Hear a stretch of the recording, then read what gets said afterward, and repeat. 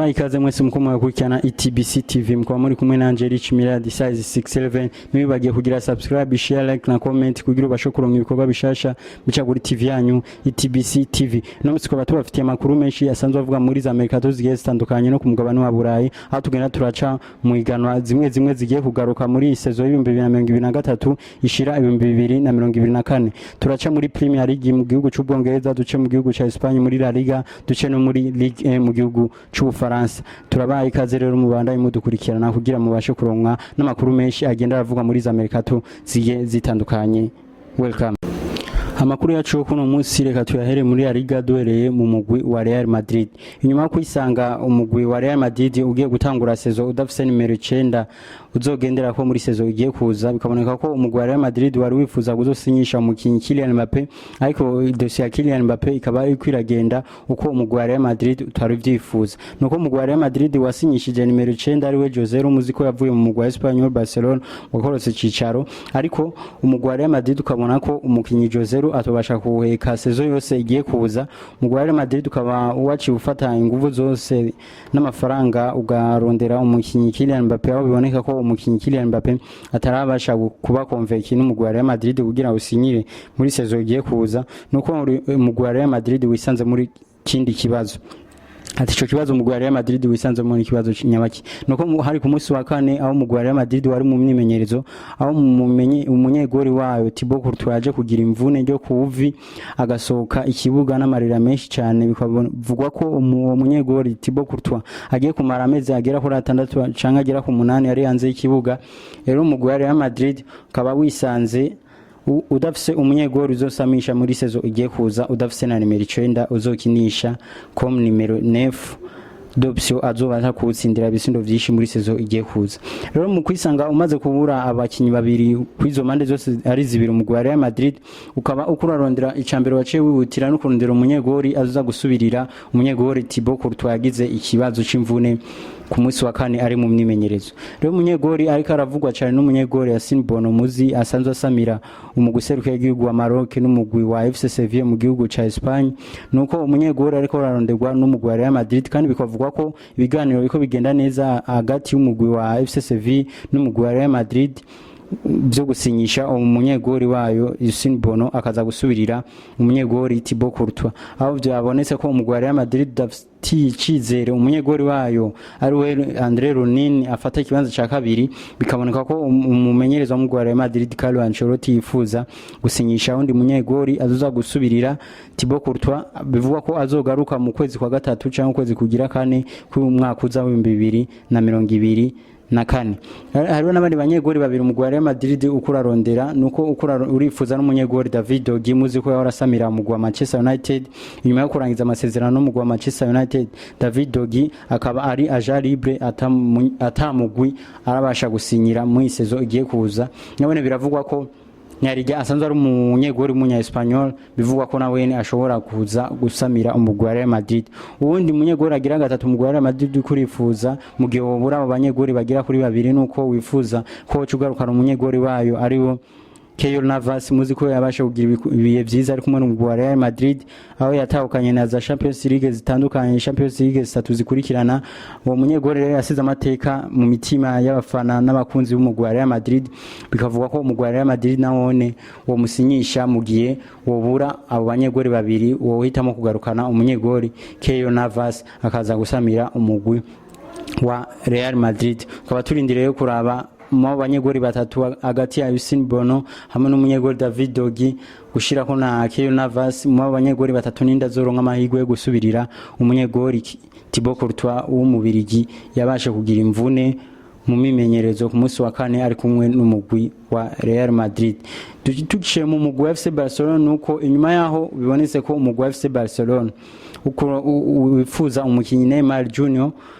byose bikaba bibaye nyuma yaho umugwi wa Paris Saint-Germain usize ku isoko abakinyi batanu tifuza mu gorutonde tugasangamo umukinyi Neymar Junior umugwi wa FC Barcelona gacho bivugwa ko umugwi wa FC Barcelona wifuza gusinyisha umukinyi Neymar Junior akaza kukinira muri saison igiye kuza 2023 shire 2024 nuko umugwi wa FC Barcelona wasohoye ivyo wari wemereye umukinyi Neymar Junior mu gihe yo kwiyunga n'umugwi wa FC Barcelona. Umugwi wa FC Barcelona wemereye Neymar Junior kuzomuha contrat y'imyaka 2 gushirako no inane ya option no kumwemerera kuzomuhemba miliyoni zigera kuri 13 niyemera kwiyunga n'umugwi wa FC Barcelona. Ariko ikibazo gica kiza nuko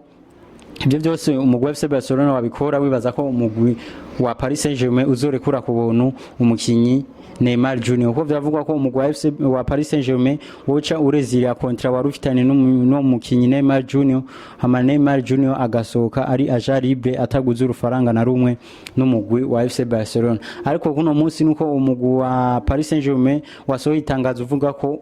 wisubiye ko utiteguye gusohora umukinyi Neymar Junior umusore ku buntu, kandi uwo mukinyi yarabazimbye. Muzi ko umukinyi yaguzwe ava mu mugwi wa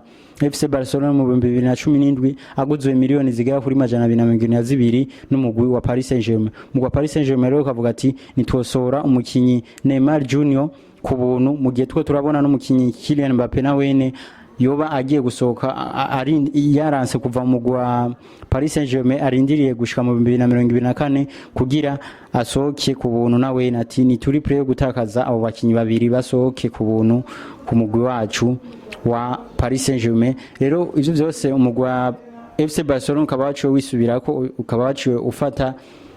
kontra ya Neymar Junior ucura yubika inyuma yo kumva ko umugwi wa Paris Saint-Germain ukeneye amafaranga ku mukinyi. Rero igano rya La Liga akaba ari igano rigiye gutangura mu weekend igiye kuza, aho tubona ko umugwi wa Almeria uzakina n'umugwi wa Rayo Vallecano ku munsi wa gatanu. Umugwi wa Almeria uzokwakira umugwi wa Rayo Vallecano, hama umugwi wa FC Sevilla igihe gisa 4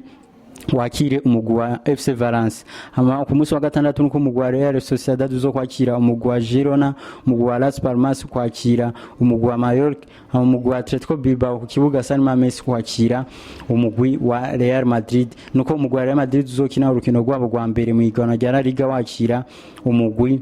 wa Atletico Bilbao ku kibuga San Mamés, aho umugwi wa Real Madrid biboneka ko ugiye gukina udafise abakinyi bagera kuri 3. Abo nabo harimo Edouard Mendy gushirako n'umukinyi nabo n'umukinyi Ferland Mendy gushirako n'umukinyi Arda Güler, ugashirako n'umunyegori wabo yavunitse ari mu myimenyerezo n'umugwi wa Real Madrid Thibaut Courtois. Kaboneka ko rero umugwi wa Real Madrid uzotangura urukino rwabo rwa mbere muri La Liga ukina n'umugwi wa Atletico Bilbao kibuga San Mamés ku munsi wa gatandatu igihe cy'isaha 3:30. Nuko igano rya La Liga rizobandanya ku munsi w'Imana aho umugwi wa Celta Vigo uzohura n'umugwi wa Osasuna, mu mugwi wa Villarreal uhure n'umugwi wa Betis Sevilla, mu mugwi wa Getafe igihe cy'isaha 3:30 wakire umugwi wa FC Barcelona. Ni ku munsi wa Mungu wa umugwi wa FC Barcelona uzotangura igano rya La Liga ugendera umugwi wa Getafe. Biboneka ko igano rizobandanya gushika ku munsi wa mbere aho umugwi wa Cadiz uzokwakira umugwi wa Deportivo Alaves, umugwi wa Atletico Madrid wakire umugwi wa Granada. Ubwo ni go rutonde rw'imigwi uko izogendera hura ku ndwi yabo ya mbere mu iganwa rya La Liga. Tubandanya n'igwana rya Premier League mu gihugu cy'Ubwongereza. Tubandanyije muri Premier League, reka tumaze duce kura kano gakuru kako karavugwa mu iganwa ry'igihugu cy'Ubwongereza muri za transfer zigiye zitandukanye. Nuko mu mugwi wa Chelsea inyuma yo kurondera umukinyi Moise Caicedo sanzwe akinira umugwi wa Brighton wo mu gihugu cy'Ubwongereza, nuko uwo mugwi wa Brighton watangaje abantu benshi nyuma yo kwemeza ko umukinyi wabo Moise Caicedo yo bagiye kwiyunga n'umugwi wa Liverpool. Ati ivyo byose bikaba bibaye kubera iki? Nuko umugwi wa Liverpool wibonekeje ko waje gutanga miliyoni zigera kuri 127 ko umukinyi Moise Caicedo, ariko umugwi wa Chelsea ukaba wari watanze bid igera kuri miliyoni 100 ko umukinyi Moise Caicedo. Rero inyuma yo kubona umugwi wa Brighton, inyuma yo kubona ko umugwi wa Liverpool utanze bid miliyoni zigera kuri 127 uvuga ko kurarondera umukinyi Moise Caicedo, rero umugwi wa Brighton ukaba watangaje ko umukinyi Moise Caicedo agiye kwiyunga n'umugwi wa Liverpool. Ibintu byatunguye abantu benshi, byatangaje abantu benshi kubona ko abantu benshi bari bibaza ko umukinyi Moise Caicedo agiye kwiyunga n'umugwi wa Chelsea. Ariko icyatangabaje abantu benshi nuko kubona ko umukinyi Moise Caicedo yaciye aja ku rubuga rwiwe rwa Twitter acandika ati sinifuza kuja mu mugwi wa Liverpool, je nifuza kuja mu mugwi wa Chelsea. Rero tukaba turindiye kuraba aho dossier y'uwo mukinyi Moise Caicedo biboneka ko umukinyi yifuza kuja mu mugwi wa Chelsea ariko umugwi nawo ukifuza kumutanga mu mugwi wa Liverpool. Byose tukaba turindiriye turabe aho bizoherera ko umugwi wa Liverpool ari uboneka bari watanze bid y'amafaranga menshi agera ku miliyoni 127 ariko umugwi wa Chelsea ugatanga bid zigera kuri miliyoni 100. Tukaba turindiriye turabe umukinyi umugwi azokwerekezamo hagati y'umugwi wa Chelsea n'umugwi wa Liverpool. Duciye mu mugwi wa Tottenham nuko umugwi wa Tottenham officialize ko watandukanye n'umukinyi wayo yahora ari kapitene Harry Kane agiye kwiyunga n'umugwi wa Bayern Munich ku miliyoni zigera kuri 127. Daniel Levy yasanzwe arongoye umugwi wa Tottenham Hotspur ku rugo rwiwe rwa Twitter akaba yanditse yemeza ko uwo mukinyi Harry Kane avuye mu mugwi wa Tottenham Hotspur agiye kwiyunga n'umugwi wa Bayern Munich. Rero igana rya Premier League naryo rikaba rije gutangura inyuma yaho igana rya La Liga naryo rigiye gutangura mwirindwi nuko imigwi izogendera hura ugutandukanye mu igana rya Premier League rizotangura ku munsi wa gatanu nuko umugwi wa Burnley uzokwakira umugwi wa Manchester City. Ubwo n'urukino rusanzwe rukomeye cyane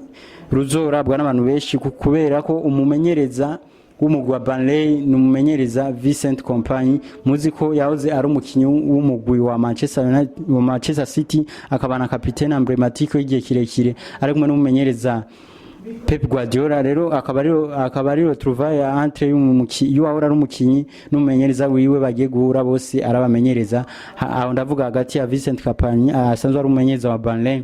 n'umumenyereza Pep Guardiola asanzwe ari umumenyereza wa Manchester City. Ngo rukino rukazoba ku munsi wa gatanu igihe cy'isaha 3. Rero igano rya Premier League izobandanya ku munsi wa gatandatu wa mugwi wa Arsenal uzohura n'umugwi wa Nottingham Forest igihe cy'isaha 7:30. Igihe cy'isaha 10 umugwi wa Bournemouth uhure n'umugwi wa West Ham United.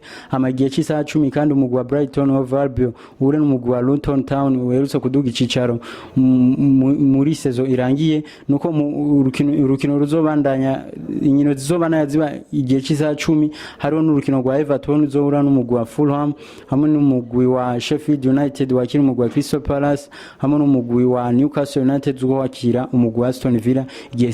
cy'isaha 12 z'umugoroba n'iminota 30. Nuko iganwa rya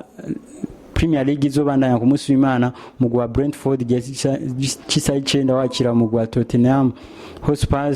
hama umugwi wa Chelsea wakire umugwi wa Liverpool. Mu kurangiza uwo munsi wa mbere w'igana rya Premier League nuko umugwi wa Manchester United ku munsi wa mbere uzokwakira umugwi wa Wolverhampton Wanderers. Ubwo ni go rutonde rw'imigwi izogendera hura muri Premier League kundu yabo ya mbere y'igana ry'ibihumbi 2023 ishira 2024. Tubandanyije n'igana rya Ligue 1 naryo rigiye kugaruka muri saison y'2023 rishira 2024 nuko ku munsi wa gatanu urukino rwa mbere ruzohuza umugwi wa FC Nice wakira umugwi wa Lorient, umugwi wa Marseille wakira umugwi wa Reims, umugwi wa Paris Saint-Germain ku munsi wa gatandatu gihe cy'isa 3 nuko zo kwakira umugwi wa Lorient, hama umugwi wa Brest ku munsi wa mana wakira umugwi wa Lens, umugwi wa Clermont Foot wakira umugwi wa Monaco, hama umugwi wa Montpellier wakira umugwi wa Le Havre, umugwi wa Nantes wakira umugwi wa Toulouse, hama n'umugwi wa Rennes zo kwakira umugwi wa Metz. Umunsi wa gatandatu nyene akaba ari urukino rwa nyuma ruzorangiza indwi ya mbere y'igana rya Ligue 1 nuko umugwi wa Strasbourg uzokwakira umugwi wa Olympique Lyon. Iyo rero akaba ari rutonde rw'imigwi izogendera hura ku ndwi yabo ya mbere y'igana rya Ligue 1 ryo mu gihugu cy'u France. Mukaba mwari kumwe na Angeli Chimiradi size 611 niwe bagiye kugira share, like na comment kugira ubashe kuronka ibikorwa bishasha bica kuri TV yanyu ITBC TV. Ciao.